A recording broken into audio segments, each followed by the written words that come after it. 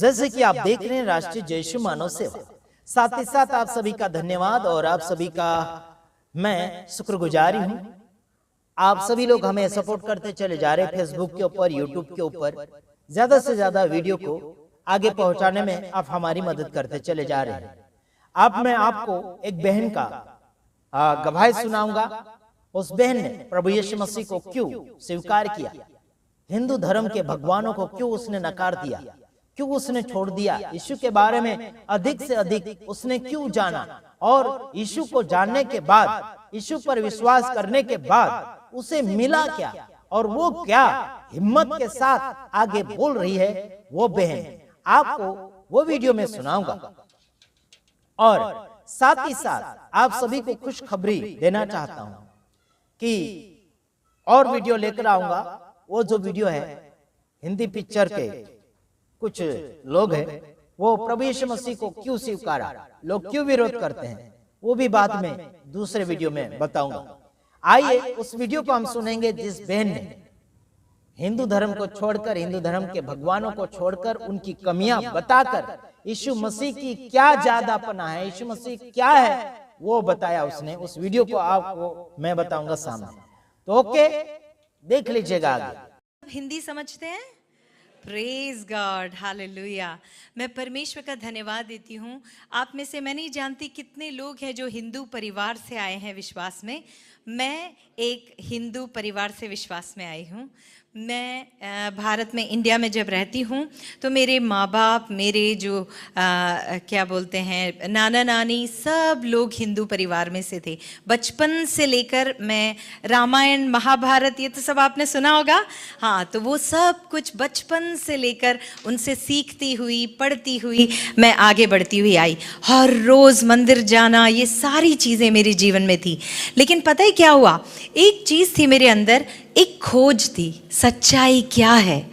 जब मैं इतने सारे कहानियों को पढ़ती थी जो हिंदू धर्म में बोला जाता था, उन सब के बीच में मुझे ऐसा लगता था कि मेरे भगवान मुझसे कहते हैं झूठ मत बोलो, चोरी मत करो, ऐसा मत करो, वैसा मत करो, लेकिन अगर वो खुद ऐसा करते हैं तो कोई उन्हें बुरा नहीं कहता, है ना।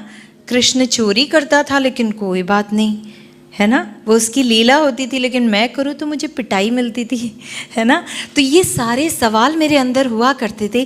सच्चा जिंदा परमेश्वर कौन है, यही चीज़ मैं ढूंढती रहती थी। और उसके बाद क्या हुआ, एक समय में मेरे साथ ऐसा हुआ, मेरे नाना ने मुझे बताया कि ये जो सारी कहानियाँ हैं वो इसलिए लिखी हुई हैं किताबों में ताकि आप अपनी ज़िंदगी को अच्छा कर सकें, आप पाप नहीं करो, गलती ना करो, दूसरों को परेशान ना करो। फिर मैंने सोचा कि फिर मैं इनकी पूजा क्यों करूं, अगर सिर्फ अच्छी जीवन के लिए बनाया गया है। अगर वो स्वर्ग में रहते हैं तो मैं स्वर्ग में क्यों नहीं रह सकती, मुझे क्यों नहीं लेके जाएंगे वो। मुझे ये सारी सवाल मेरे मन में हुआ करते थे। तो उस वक्त क्या हुआ कि एक दिन मैं 5वीं क्लास में, 5th स्टैंडर्ड में पढ़ती थी, तो उस वक्त मैं बिल्कुल निराश हो गई थी कि कोई मेरी प्रार्थना नहीं सुनता, कोई मुझे जवाब नहीं मिलता। मैं रोज़ मंदिर जाती हूँ, मैं रोज़ प्रार्थना करती हूँ, मैंने कभी ईश्वर को देखा क्यों नहीं अब तक। तब मैंने क्या किया, 3 बजे के करीब, बहुत खेल खेल के आने के बाद में मुझे बहुत भूख लगी।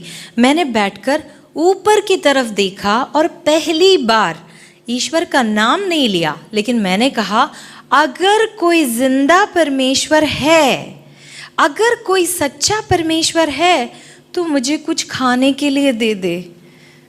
5वीं क्लास में पढ़ने वाली बच्ची ने ये प्रार्थना की और पता ही क्या हुआ, 2-3 मिनट के अंदर मेरे पास में जो केले का पेड़ था उसके ऊपर एक कौवा आके बैठा। कौन आके बैठा? कौवा आके बैठा। और उस कौवे की चोंच में येलो कलर की पूरी थी। पूरी खाते हो ना आप? हाँ, एक पूरी थी। और उस बच्ची ने कुछ नहीं सोचा ये गंदा है, अच्छा है, कुछ नहीं सोचा। उसने सोचा काश वो पूरी मुझे मिल जाए, अगर मैं उस कौवे के पीछे भागी तो वो तोड़ जाएगा। तो मैंने सोचा काश वो पूरी मुझे मिल जाए, और मैं वहीं बैठी रही। और पता है क्या हुआ, वो कौवा मेरे ऊपर से उड़ा और उस पूरी को मेरी गोद में डाल दिया। और उस पूरी को जब मैंने अपने हाथ में उठाया वो गरम था। कौवा कभी गरम खाना नहीं उठा सकता अपने मुंह में। मुझे नहीं पता कि किसने वो पूरी बनाई थी, किसने कौवे को दिया था, और मैंने उस पूरी को खा लिया। और उस वक्त पहली बार मुझे ऐसा लगा कि कोई ना कोई है जो मेरी प्रार्थना सुनता है। वो मेरा पहला प्रेयर था जो पूरा हुआ। और आप जानते हैं, बहुत बड़े होने के बाद जब मैंने बाइबल पढ़ा तब मुझे पता चला कि हमारे परमेश्वर में एक आदत है, जब भूख लगती है तो कौवे के द्वारा खाना खिलाता है। तो वही चीज उसने मुझे 5वीं कक्षा में दिया था। आप सोचकर देखिए, उस वक्त मेरा विश्वास तो जरूर जागा, लेकिन मुझे पता नहीं था कि सच्चा ईश्वर कौन है। किसी ने मुझे यीशु मसीह के बारे में तब तक बताया नहीं था। फिर उसके बाद में मैं नर्सिंग पढ़ने के लिए राजस्थान में आई। जब मैं नर्सिंग पढ़ने गई तब तक मेरे अंदर भूख बढ़ चुकी थी कि मुझे जानना है कि वो सच्चा परमेश्वर कौन है। इस पूरे संसार को बनाने वाला कोई तो होगा। और उस वक्त क्या हुआ, मैं जब वहाँ गई, मैंने सोचा अब मुझे ईश्वर मिल नहीं रहा, तो मैं क्यों ना ईश्वर के पास चली जाऊँ। अगर वो मेरे पास नहीं आता तो मैं उसके पास चली जाती हूँ। ये सोचकर मैंने ये सोचा, प्रभु आप तो मेरे पास आ नहीं रहे हो, मुझे दिख नहीं रहे हो, तो मैं आपके पास आना चाहती हूँ। और वो कैसे होगा, मर के, है ना। और मैंने ये तय किया कि जब मैं नर्सिंग की पढ़ाई करने के लिए अपने हॉस्टल में हूँ तो मैं जहर खाकर अपने आप को ख़त्म कर दूँगी। और मैंने ये सोचा, मरने के बाद तो ऊपर वाले से मिलना ही पड़ेगा, तब मुझे पता चल जाएगा ये कौन है और उसने मुझे क्यों बनाया है, क्यों इस संसार में ला के रखा है, और रखा है तो बताता क्यों नहीं कि मेरा उद्देश्य क्या है, पर्पस क्या है लाइफ का। ये जानने के लिए मैं अपने हाथ में पॉइज़न लेकर घूमने लगी। आपको पता है, जब मैं नर्सिंग कॉलेज में जब मेरा दाखला हुआ, 1 महीने के अंदर मैंने सोच लिया था कि मैं अपने आप को ख़त्म कर दूंगी। मेरे जो साथ में जितने भी बच्चे थे वो सारे अपने अपने घर चले गए ताकि वो अपना सामान लेकर आ सके, लेकिन मेरे मम्मी पापा तो सामान सारा लाके मुझे हॉस्टल में छोड़ दिया था। तो इसलिए मैं अकेली हो गई। तो मैंने सोचा कि 10 दिन की छुट्टी मिली है उन लोगों को, 90 दिन मैं अपना जहर खाऊंगी, 10वें दिन वो लोग आएंगे और मेरा बॉडी उनको मिलेगा। देखिए, मेरे अंदर ये प्यास थी उस सच्चाई को जानने की कि वो सच्चा परमेश्वर कौन है। मैंने अपना जहर लेकर संभाल कर रखा अपने रूम में। उसी रात को, 90 दिन के रात को, मेरी एक सीनियर सिस्टर ने मुझे आकर बोला, बेटा तुम अकेले क्यों बैठे हो, हमारे यहाँ नीचे प्रार्थना होती है, आप हमारे साथ चलो, सिर्फ गाने वाने सुन लो और प्रार्थना करके वापस आ जाना। मैंने कहा ठीक है, मरने से पहले थोड़े गाने सुन लेते हैं। फिर मैं नीचे उनके पास गई और वहाँ जाकर मैंने प्रार्थना सुनी और उन्होंने अपने वचन में ये बताया कि हम तो स्वर्ग के निवासी हैं, ये पृथ्वी तो हमारा रास्ता है। और मैंने सोचा, मेरी जैसी लड़की, इतनी गुनाह पाप गलती सब हुई होगी उसके जीवन में, कैसे इतनी कॉन्फिडेंट है कि वो स्वर्ग जाएगी। फिर मैंने वो दीदी से जाकर पूछा कि दीदी आपको इतना विश्वास क्यों है कि आप स्वर्ग जाओगी, मेरा प्रभु तो मुझे नहीं ले जा सकता स्वर्ग क्योंकि मैंने पाप किया है। तब वो दीदी ने मुझसे कहा कि मेरे यीशु मसीह ने, यानी कि आपके यीशु मसीह ने उनके लिए एक रास्ता तैयार किया है कि जहाँ पर वो रहे वहाँ पर आप भी रहो। और जब मैंने ये सुना, जो सपने में भी स्वर्ग के बारे में नहीं सोच सकती थी, मैंने सुना तो मुझे बड़ा गुस्सा आया। मैंने कहा, यीशु मसीह आपके जैसा गंदा खुदा मैंने कभी नहीं देखा। आपने क्रिश्चियंस के लिए रास्ता बनाया और मुझे भूल गए, सारे हिंदुओं को भूल गए, सारे मुस्लिमों को भूल गए, बाकी बुद्धों को भूल गए, सारे लोगों को आप भूल गए, सिर्फ क्रिश्चियंस के लिए बनाया। मुझे बड़ा गुस्सा आया। लेकिन वो दीदी ने मुझे कहा, ऐसा नहीं है, उसने ये सारा रास्ता मनुष्य जाति के लिए बनाया, किसी और जाति के लिए नहीं, मनुष्य जाति के लिए बनाया। तो मैंने पूछा, क्या मैं भी उस स्वर्ग में जा सकती हूँ? तो उन्होंने कहा, अगर तुम आज विश्वास करोगी तो परमेश्वर तुम्हें स्वर्ग का अधिकारी बनाएगा। तो मैंने उनसे पूछा मैं इसके लिए क्या करूं? मैं पहाड़ चढ़ूं, मैं 1000 नारियल फोड़ूं, मैं लड्डू चढ़ाऊं मंदिर में, क्या करूं? क्योंकि मैंने आज तक यही सब किया हुआ था। तो दीदी ने बोला नहीं बेटा, अपना दिल प्रभु को दे दे और परमेश्वर तेरे सारे पापों को अपने ऊपर लेकर क्रूस पर ऑलरेडी चढ़ चुका। इसीलिए जब तू विश्वास करे तो तेरा घराना उद्धार पाएगा। मैं उस वक्त विश्वास नहीं कर सकी कि ऐसा भी कोई प्रेमी परमेश्वर है जो मेरे गुनाहों को अपने ऊपर लेने के लिए तैयार है। और जानते हैं उन्होंने मुझसे क्या कहा? अभी और इसी वक्त अगर तू अपने पापों का अंगीकार करे और यीशु मसीह को उद्धार करता जानकर स्वीकार करे तो आज से तू उसकी बेटी हुई, तेरा जीवन बदल जाएगा। और उसी वक्त आप सोच कर देखिए, मैंने प्रार्थना करी, घुटने टेके और उस यीशु मसीह को अपने हृदय में लिया और उसी वक्त परमेश्वर ने एक ऐसा आनंद मेरे अंदर भरा, एक ऐसी रोशनी मेरे अंदर दी जिसके बाद आज तक मैंने पीछे मुड़कर नहीं देखा। उसके बाद मैं उनसे कहने लगी कि वो परमेश्वर, मैंने प्रभु से कहा, प्रभु 19 साल की थी उस वक्त में, मैंने कहा प्रभु 19 साल से मैं आपका इंतज़ार कर रही हूँ, मैं आपको ढूंढ रही हूँ। और पता है मेरे प्रभु ने क्या कहा? मेरे प्रभु ने कहा 2000 साल पहले से मैं तेरा इंतज़ार कर रहा हूँ।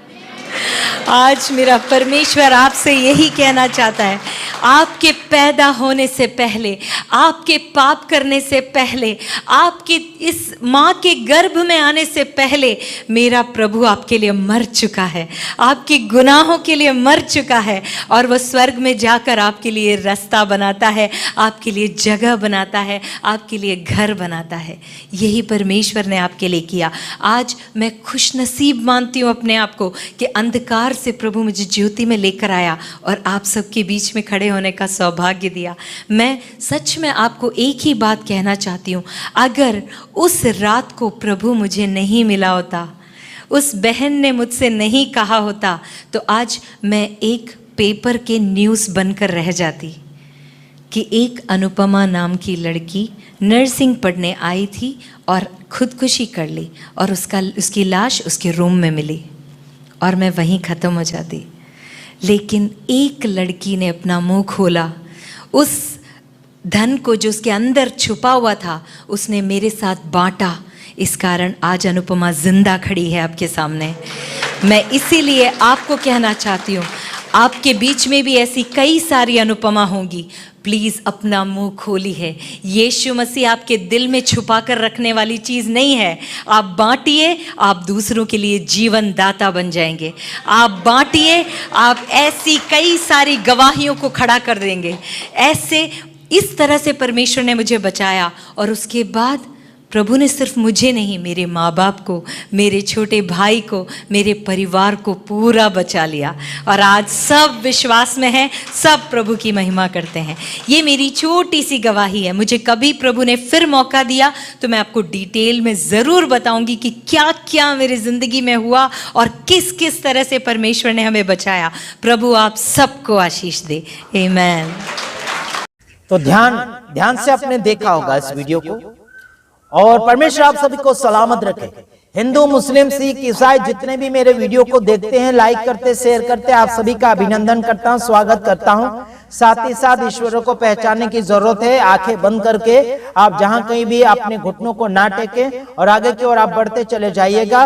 और आजकल ऐसा चल रहा है कि कुछ लोग गणपति का मूर्ति लाकर उसके सामने नाच रहे हैं, कूद रहे हैं, उसके सामने केला रखते, क्या क्या रखते हैं, लेकिन वो सुबह से शाम तक रखो फिर भी वो खाएगा नहीं। मेरे बच्चे भी बोल रहे थे हम जाए क्या, मैंने बोला कि वो अगर बोलता है तो जाओ, है ना, वो अगर बोलता है तो जाओ। वहां पर जाकर इन्होंने चेक किया, वो बोलता नहीं है, सुनता भी नहीं है, देखता भी नहीं है, चलता भी नहीं है, नहाने धोने नहीं जाता, तो फिर क्यों जाएंगे। मेरे तमाम भाइयों बहनों, बीते हुए दिनों में जब दुकान लगी हुई थी, वहां पर गणपतियों की छोटी बड़ी मूर्तियां रखी थी और वहां पर मेरे बच्चे ने देखा और छोटी सी बच्ची 3 साल लगभग की है, तो उसने कहा पापा जी, मम्मी जी, ये तो हाथी है। अरे हम तो वहां हंसने लगे। अरे यार, उसका हाथी का मुंह लगा हुआ तो हाथी कहेगा ना, उसे है ना, इंसान तो नहीं कहा जाएगा, है ना। तो हाथी का मुंह लगा हुआ है और बाकी जो बॉडी है वो अलग, 2 हाथ का तो है ही नहीं, ज्यादा हाथें जुड़ी है, ज्यादा हाथे उसके लगे हुए। तो देखिए ऐसा ये लोगों की कलाकारी है, लोगों का हाथों का कला है। ये लोग कुछ भी बना देते हैं, हम लोगों के ऊपर भरोसा नहीं करते हैं। लोगों की कला, ये अलग अलग प्रकार के देवी देवता बनाते हैं, ऐसे को हम बिल्कुल नहीं मानते। ईश्वर एक है और सबका मालिक एक है, वो है प्रभु यीशु मसीह यानी कि यहोवा परमेश्वर। और मुसलमान लोग उसे अल्लाह कहते हैं और मुसलमान लोग यीशु मसीह को नबी करके बोलते हैं। हालांकि वो कुछ भी समझे, लेकिन हम लोग यीशु मसीह को खुदा परमेश्वर समझते हैं, जो सारी सृष्टि का रखवाला है और वो देखभाल करता है। और साथ ही साथ आप सभी को मैं इतना बताना चाहता हूं, आपने अगर जिंदगी के मालिक को नहीं पहचाना तो आपने कुछ नहीं जाना। आप खाली है, दुनिया के धन दौलत माल मिलकत शोहरत इज्जत और नाच गाना और क्या बोलना चाहिए कि सब कुछ आपने इस्तेमाल कर लिया या फिर हासिल कर लिया, लेकिन अपनी जिंदगी को बनाने वालों को ही आपने नहीं जाना और नहीं समझा, तो आप किसी भी काम के नहीं। आपका जिंदगी का सफर अधूरा रह चुका है। आप जो संसार में जीवन जो जी रहे हैं, जो सफर चल रहे हैं, आप अगर सफर चलते चलते प्रभु यीशु मसीह को नहीं जाना और नहीं समझा, तो आपका सफर, आपका चलना, आपका रास्ता अधूरा है अभी तक। क्योंकि पूरा रास्ता यीशु मसीह है। यीशु मसीह को अपनाने के बाद में पूरा रास्ता मिलता है, जो है स्वर्ग तक। आपको नासिक या फिर कोई कलकत्ता दिल्ली या फिर बम्बई तक का रास्ता, ये तो बस वाले ड्राइवर या फिर सफर करवाने वाले वाहन आपको पहुंचा सकते वहां तक, लेकिन स्वर्ग तक अगर जाना है तो आपको यीशु मसीह को अपनाना होगा और यीशु मसीह आपका जीवन का रास्ता होगा। मेरे यारो, आपको दुनिया में सफर करने के लिए अलग अलग प्रकार के वाहन और अलग अलग प्रकार के गाड़ियों की आवश्यकता पड़ती है, लेकिन स्वर्ग में जाने के लिए आपको कोई भी प्रकार की गाड़ी खरीदने की आवश्यकता नहीं। आपको यीशु मसीह को स्वीकारने की आवश्यकता है, क्योंकि यीशु मसीह को मुंह से कबूल किया जाता है और उसके ऊपर विश्वास करने से इंसान स्वर्ग का रास्ता अपना लेता है। तो अधिक जानकारी के लिए आप हमें कॉल करें और आगे की ओर बढ़ते चले जाइए। एक बात और आपको बताना चाहता हूँ, शैतान यानी कि आज संसार में अलग अलग प्रकार की झूठी वाफाएं, झूठी शिक्षाएं चलती चली जा रही है। यह सब शैतान के रूप धारण करते हुए आपको यानी कि भेड़ के खाल में लोमड़ी छिपी हुई है, अलग अलग प्रचारक आ चुके हैं। आपको सावधानी पूर्वक आगे की ओर बढ़ते चले जाना चाहिए। ऐसा काम करो कि प्रभु यीशु मसीह आपको पहचाने। हालांकि लोग संसार में अपनी पहचान बढ़ा रहे हैं, लेकिन प्रभु यीशु मसीह के पास में आपकी अगर पहचान नहीं है तो दुनिया की पहचान आपकी कुछ भी काम नहीं देगी। तो आशा करता हूं कि आपने कुछ बातें समझी होगी और आप कुछ सुधारा करना चाहते हैं अपने जीवन में, तो सुधार लीजिए। प्रभु आप सबको सलामत रखे, ये दुआ हमारी। हम दूसरे वीडियो में आ रहे हैं, तब तक के लिए सलामत रहो। God bless you. आमीन।